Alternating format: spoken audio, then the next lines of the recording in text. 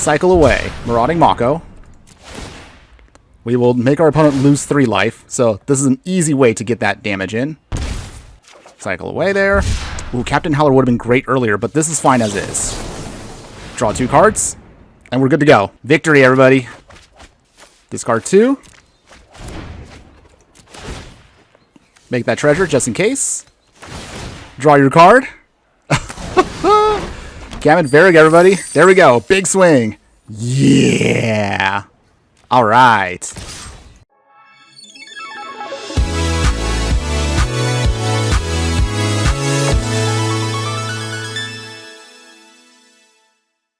Hello my fiery friends, the Infernoman here with the hottest in budget deck technology. And for today's deck tech, we're actually going to take a lighter touch now to some of the more unique cards from the Omenpaths. It's a bold strategy, Cotton. Let's see if it pays off. I'll explain a little bit more in just a moment, but without further ado, join me today in the Pioneer format for a deck that I am simply calling Izzet Discard. Longtime viewers of the channel know how we do it. We have to talk about the stats of the deck before we dive right in. So Izzet Discard, as the name suggests, is going to be blue and red. We're looking at an average mana curve about 2.0, and we'll be rocking a total of 24 creatures in the deck, 12 instants, 4 artifacts, and 20 lands. To clarify what I said earlier, the deck more or less was actually already in my brain since Ether Drift came out, but there were still a couple of cards that I was hoping that could kind of help round out the deck with feeling like too much filler. And thankfully, Omenpaths gave us the final couple of pieces we needed to ensure that we can complete this whole deck and actually make it feel like a really, truly powerful threat. Izzet Discard is actually going to be a more aggro creature deck than our usual Spellslinger decks we tend to play in the Izzet colors. In other words, we want creatures on the battlefield to then can self-discard to then trigger off other creatures of the deck that benefit from discarding by getting their pump and immediately doing heavy damage, sometimes out of nowhere, hopefully to close out the game very, very quickly. Now that we have a better context as to what we're trying to do, let's go ahead and begin with the creatures in our deck, starting with the cards that can self-discard with their own abilities. Skittering Kitten here, and Grease Wrench Goblin. For the Goblin, you have to pay 3 mana, however, to discard up to 2 cards, but you get to draw that many cards, and then later you can put a +1/+1 counter on the creature. Skittering Kitten is a little bit more hastier and can do some early game damage, but once you get to a certain point in the game where the card doesn't do anything, you can simply just sacrifice the creature and discard a card to draw a card. For our 2 pirates here in the 1 and 2 drop slots, Marauding Mako and Scrounging Skyway, both of them can be cycled for 2, or they can actually be great as payoffs on their own. For both cards, whenever you discard 1 or more cards, you get to put that many +1/+1 counters on the creatures. Mako here is actually good in the early game, but the Scrounging Skyway also has flying, so it can be a great evasive threat. And then finally, our 2 main payoffs for discarding cards. Cam and Ferric Havoc Duo and Captain Howler Sea Scourge. Let's talk about Cam and Ferric for just a moment here. So from the Omenpaths, Cam and Ferric Havoc Duo it's a 2 mana 1/2 Goblin Human Villain. It has flying and it has haste, and whenever you discard a card, Cam and Ferric get +2/+2 until end of turn. This is actually very similar to the other ability here with our other big payoff, Captain Howler Sea Scourge. So let's talk about him for just a moment as well. Captain Howler Sea Scourge is a 4 mana 5/4 Shark Pirate. It is legendary and it has Ward of 2 and you have to pay 2 life. Whenever you discard 1 or more cards, target creature gets +2/+0 until end of turn, and for each card discarded this way, whenever that creature deals combat damage to a player, you can draw a card. So both of them do give a much more aggressive payoff for discarding, but Captain Howler specifically can allow you to target whatever you want to. Cam and Ferric, on the other hand, may not be able to do that, but it is a flying hasty creature that can do a lot of crazy good damage in the air if your opponent is not prepared for the cards you're about to discard. Covering now the non-creature spells in the deck that'll help us support our game plan here, we'll have a little bit of light removal with Lightning Axe. You can discard this card and then only pay 1 mana to deal 5 damage to target creature. And of course it goes very well with our whole game plan. Izzet Charm here, also good for us because it can be used as a non-creature targeting counter spell here, or you can use it to deal 2 damage to a target creature, or ideally draw 2 cards and discard 2 cards. Great for the whole deck overall. We also have a much more beefier counterspell with You Find the Villain's Lair, one of my all-time favorites here. You can counter a spell, or you can draw 2 cards and discard 2 cards. Again, perfect for the game plan. And our other final payoff for the whole deck, Monument to Endurance here. This is a 3 mana artifact that says, whenever you discard a card, choose one that hasn't been chosen this turn. You can either draw a card, create a treasure token, or make an opponent lose 3 life.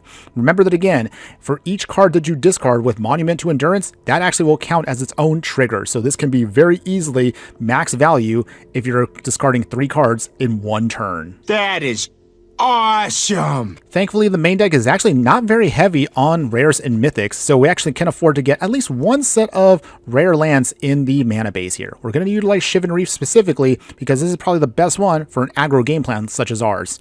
We'll also utilize here as our only other tapped dual, it's going to be Peculiar Lighthouse, although it can be untapped if it enters if a player has 13 or less life. Considering how aggro our deck is, that actually should be pretty good for us at any point in the game. And of course, we are budget, so we'll maintain the rest of it with 7 mountains and 5 islands. If you're a fan of best of 3, here's what I'd recommend for you for the sideboard. So for a much more consistent counterspell, we'll throw in Negate here. You can use this to replace if your Izzet Charms or whatever you need to just to make sure you can outdo your opponent with tempo plays. Boosted Sloop here, just a single copy of this, but it's this vehicle here, can be crewed for 1. It has menace, so you can actually swing with it if you want to, or at the very least, it sits out there and anytime you attack, you can draw a card and discard a card. Broadside Barrage here, 3 copies of this. This will be also additional spot removal. They can do just as much damage as a Lightning Axe, although it is going to be a little bit more expensive. For 3 mana, 5 damage to a creature or planeswalker, you can then draw a card and then discard a card.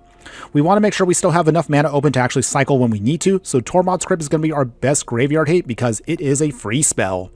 We'll then utilize here for protection purposes. You see a guard approach. You can either use this to give one of your creatures hexproof to avoid getting hit, or if you just need to out-tempo your opponent, you can tap down a creature and get blockers out of the way.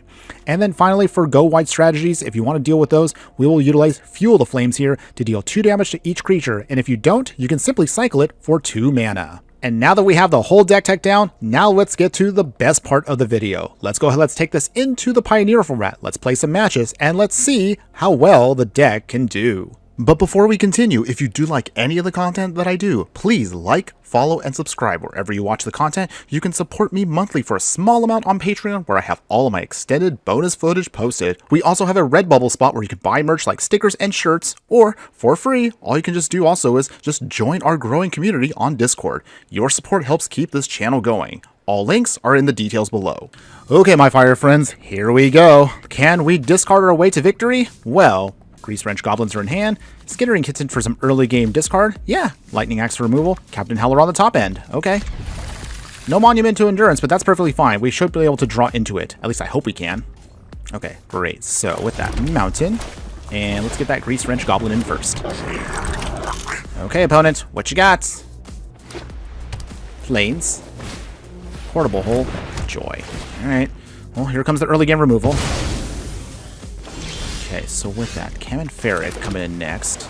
We'll put down our Grease Wrench Goblin number 2. Okay, so if our opponent's got Portable Holes, what else do they have? Is it going to be an artifact deck? Humans. Oh, okay, so it is going to be a human deck. Thalia. Alright, well, we do have ways of dealing with Thalia, so it's not like it's horrible for us. Portable Lighthouse. Swing with just Cam. So we still can discard things we need to. Let's see. We put a +1/+1 counter on it, so we can deal with something bigger later on. Recruitment Officer. Thalia's Lieutenant. So everything gets a pump. We might have to actually take down Thalia next turn. That actually might be a possibility. Okay, no blocks. Down to 17. Okay, so, ooh, we can actually have Captain Howler down now. So, that's actually good for us. Now we have a big creature. We can just start pumping up with Kamen Ferret. If our opponent doesn't have any more removal, then we have a shot. A few moments later. Oh, Faithful Absence. Wow. That's actually a lot they have to pay for, though. Oh, opponents! Why'd you do that? So, is our opponent going to... Oh, they didn't... Usually at that point, I always expect someone to shame scoop, but okay, our opponent wants to hang in there, so fair enough. So with that, let's see. Big swing. What is our opponent going to block? That gives us a counter. Okay, so I think I know what to do. We'll discard a card. Throw away the Mountain. Pump up Kamen Ferret. Alright, threat down. Down to 8. And we get to draw a card off of that. Nice. Okay, so... now we're looking great. I will put in Skittering Kitten. Would be tempting for the Goblin here, but we can do this one at instant speed.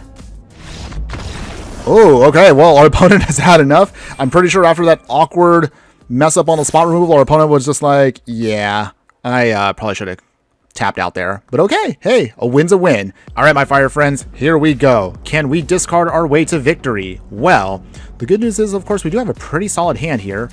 We have the right lands we do need to make this work. So hopefully we can do this here. Skittering Kitten comes in first. Getting that early game damage. First swing against our opponent. And pass. So Mako can come in. We can throw away the Kitten if we need to in a pinch. Nothing yet. Cam and Ferric. Tempting. We'll play the Mako first. Does our opponent have an answer for this?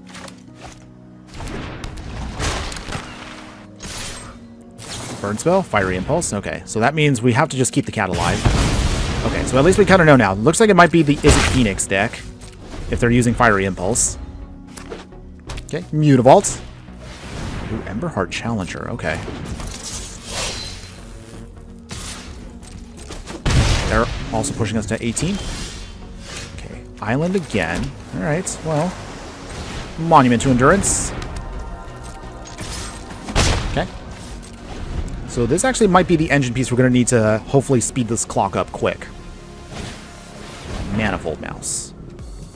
Okay, so I think we have a way of getting around this. Okay, so they did get a land. Do they go with Double Strike? Most likely. But the good news is because the land is still exiled, they can't play it right now. So we have an option to get around this. We'll throw away... Okay. Throw away Cam and Ferric. We will make a treasure. Draw a card off of that. Okay. We will then discard again. Alright. Skittering Kitten. Okay, nice. We got a land. Phew. Okay, so that's down. It did take a lot of our resources, though, so that's a small price to pay. Okay, Captain Howler number 2. So at least for now, we do have at least a decent blocker. All we just need to do is we can just get at least one card to cycle, discard, whatever we need to do. That can get us back into this game.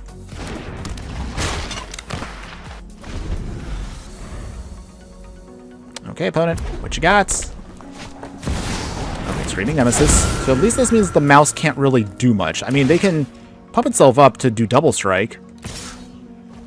Oh, opponent does swing. Okay, that's fine. Does our opponent have pump? They do. I'm surprised they didn't pump with Manifold Mouse then. They could have easily pushed through damage there. So I think Lightning Axe. We discard Captain Howler number 2. Okay, get some pump going. We will draw a card. Pump up Captain Howler. Okay, another Monument to Endurance. We don't need another one. But hit him down to 10. And we could draw a card again. Okay, Cam and Ferric. So I guess second Monument to Endurance. I guess we're going to go for broke. Our opponent has to kill us here on this turn, or we might be able to stage a comeback. Maybe. If we can get at least one card, just one card to discard, anything, that can hopefully get us back in. Come on, deck. Come on, opponent. Fizzle. Okay, Rockface Village turns on the Hired Claw. Mutavault. Okay. So they do hit us for a lot here. 11. Down 3. Okay. All right, come on. Okay. Ooh, this might actually do it. I think we got there. Finally, we did it. Yes. This is where the fun begins. Cycle away. We got to make sure we get this right. Okay, so make an opponent lose 3 life. Make an opponent lose 3 life. Pump and pump. Down to 4. And there you go, everybody. Woo! Izzet Discard. Wow. An explosive strike out of nowhere. I honestly thought we didn't need that second Monument to Endurance, but that was the game changer. We got our victory, everybody. There you go. That is the dream right there, to just turn it around out of nowhere. Okay, my fire friends, here we go. Can we discard our way to victory? Well, the good news is we do have some early turn 1 plays here. We have the Monument to help us kind of keep the fuel running here. Cam and Ferric as well. All right. We just need to put down a couple of early threats here, get some early game damage in. Maybe cycle a card or 2, and we should be good to go here. All right, Forest, Llanowar Elves. All right, that's cute. Another Grease Wrench Goblin. We'll save the Lightning Axe for a little later. Ideally, if we can get another land down, then we can start doing some really good stuff here. All right, down to 17 opponents. So I'm guessing they're an Elf deck. Definitely an Elf deck. All right, so which Archdruid is there now? Let's put down the monument. Get that early damage in as much as possible. We can always Lightning Axe after this, and we hopefully should be able to close out the game quick. If nothing else, Cam and Fairy can do some massive damage. Dwinian's elite. Okay. They're making their elves. Elvish Warmaster. Okay, so that is the biggest threat to us, as it's going to start going wide here very quickly. Okay. Oh boy. Early damage there. Okay, down to 18. Shivan Reef. Okay, so this is going to be it right here. We actually have to make our hits really effective in this manner. We will swing here. So let's see. We will first off Lightning Axe. We will hit the Archdruid. Throw away one Grease Wrench Goblin. We will draw a card. Alright. Okay, not too bad there. And then we activate the Exhaust ability. Discard both cards. Alright. There we go. That's the big swing we wanted. Making lose 3 life. Create a treasure token for us. Down to 4. Okay, our opponent has to beat us this turn. If they don't do it, we can win next turn with You Find the Villain's Lair. But there you go. That's how devastating and fast this deck can be if your opponent does not have a good blocker. Elvish Clancrawler. Alright. Opponent does have some pretty big creatures here, but they don't have enough mana to cast everything. Go ahead, opponent. Swing! Swing away. Down to 5. Normally we would be in a lot of trouble right now, but it doesn't matter because with this little swing right here with one of our cards, we have the victory for us. This is where the fun begins. Cycle away. Marauding Mako. We will make our opponent lose 3 life, so this is an easy way to get that damage in. Cycle away there. Ooh, Captain Howler would have been great earlier, but this is fine as is. Draw 2 cards, and we're good to go. Victory, everybody. Discard 2. Make that treasure just in case. Draw your card. Cam and Varrig, everybody. There we go. Big swing. Yeah. All right. A few moments later. Wait, does our opponent have something? Ooh, Wildborn Preserver. Whoa. Okay, hold on one second. Wait, is there no way for us to actually win here? No, God! Oh, good lord. We can't pump it up any further. I mean, even if I do this, it won't matter, because it's just not enough damage. Wow. Our opponent actually got us here. Okay. Well, that's unfortunate. Well, this stinks. Wow. Actually got by 1 elf with reach. That sucks. Alright, well, I guess we'll go to the wrap-up now. And there you have it, everybody. So that was the Izzet Discard deck for the Pioneer format. And you tell me in the comments below, what do you think? Would you play this deck in any way, shape, or form? To be perfectly honest with you, I feel like the deck kind of feels like it's getting split 2 ways. What I mean by that is, there's moments you probably saw from the gameplay where if we had more lower to the ground cycling cards, that actually would have given us a lot more of an explosive, high-pressure situation against our opponent. On the other hand, some moments that you saw right here where we were able to be slower did give us a little bit more of an edge because we were kind of able to out-tempo our opponent. Again, adjust your game plan based on whatever you prefer to do. However, if you still like the deck overall and you're interested in taking it to the next level, by making it this far into the video, please leave a comment below because you are my true fire friends. And because of that, let's take this deck to the next level. Let's pump a couple of extra rares and mythics that we have lying around to see how well this deck can do. Now, as far as our upgrades are concerned, we're going to be a little bit more spicier than normal here. And what I mean by that is we're going to be utilizing instead for our counterspell, You Find the Villain's Lair gets dropped for 3 steps ahead. Although, according to the curve here, it looks a little awkward because it says only 1 mana. Realistically, obviously, you're paying a lot more, but depending on, again, how you want to use the card. Same thing, just like You Find the Villain's Lair, you can still counterspell. You can use this to draw 2 cards and discard a card, but the better option here is you can also make a copy of any artifact or creature we control. So this can help us, again, just provide a little bit more blocking if we need to, or whatever we need for the deck itself. Keep your Grease Wrench Goblin, keep the Marauding Mako, keep the Lightning Axe. We're going to get rid of the cat, however, but then we'll throw in a little bit more power into the 2-drops as well. We're going to trim down a couple of other cards to make room for Inti, Shell of the Sun. So this is a human knight here.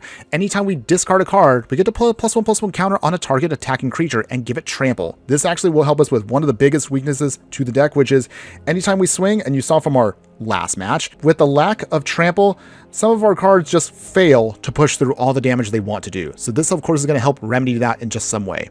By putting these in, we're going to trim down a couple of Izzet Charms. In the 3-drop slot, we're going to throw in now Prismari Command. So 3 copies of this. So this is going to be another one of those choose how you need to use the card. 2 damage to any target. You can use this to draw 2 cards and discard 2 cards, again, to trigger off Monument and every other card. And same thing like our Monument, you can also make a treasure token. And on top of that, finally, you can destroy an artifact. We're going to trim down 1 copy of Captain Howler to make room for Teferi, Master of Time. Again, it looks a little odd in this deck, but hear me out for a second here. Its ability allows us to then activate loyalty abilities anytime we can cast an instant. So we can, of course, draw a card and discard a card even on our opponent's turns. This can be a really, really sneaky way to pump up any one of our creatures just to provide a good blocker against anything our opponent throws at us. For the upgrades to the land base here, we're going to be utilizing Ahsoka's and Crucible Defiance here because, again, the channel ability allows us to discard a card. We'll then, of course, upgrade all the other remaining lands to dual lands. So Pathway lands, the Verge lands, we'll keep the Shivan Reefs, Spire Bluff Canal because we're very low to the ground, and Steam Vents will be our much more stronger options for lands. And finally, for the best of 3 options here, even though I know this card is technically not a rare, it's also very expensive in paper. So that's why we're going to add it in the upgrade section here. Into the Flood Maw, we'll keep copies of UC Guard Approach, but now we're only going to go down to 2. Keep your negates as we need to. We'll throw in a single copy of Case of the Crimson Pulse. This actually can be extremely powerful, however we need to make it work. Once we manage to have no cards in hand, we can solve the case, and at the beginning of our upkeep, we discard our hand, which could of course trigger off a lot of our creatures, and then we get to draw 2 cards for value. Keep your Normoth's Crit because, again, we want to maximize the amount of value we can get from our lands by making sure we don't have anything tapped down if we just need to get rid of graveyard stuff. We're going to upgrade our Wrath here to Sweltering Suns. Now it deals 3 damage to each creature as opposed to our other one, but also we can still cycle it away again to trigger everything off. The only other things that are going to be kept will be Broadside Barrage here, but then we'll make room for one more final card to round out our package here for more longer games, the Royal Scions. This legendary Planeswalker allows us to tick up to draw a card and then discard a card, which is perfect for our deck, or if we just need to push through massive damage, you can also tick it up to give 1 creature +2/+0 first strike and trample until end of turn. And with that all out of the way, here are my final thoughts that I now want to give you on this deck. If you're a fan of drawing and discarding for value, if you're a fan of hyper-aggressive strategies, and if you're a fan of out-tempoing your opponent, whether you want to counterspell what they're going to try to throw at you, or maybe trick them into discarding so that way you can pump up your creatures out of nowhere, then I would definitely say, give this deck a try, and I assure you, when you manage to discard a bunch of your cards for value to pump up all of your creatures, you're going to have a lot of fun doing so, and you'll be very surprised at how you can pull it off on today's budget, and when you can get that win out of nowhere by just throwing on a ton of extra damage, I assure you, you will definitely not be disappointed. That's all I have for you today. Thanks again for watching, everyone, and just remember that no matter what you do play in the game of life, always be sure to burn bright. Later!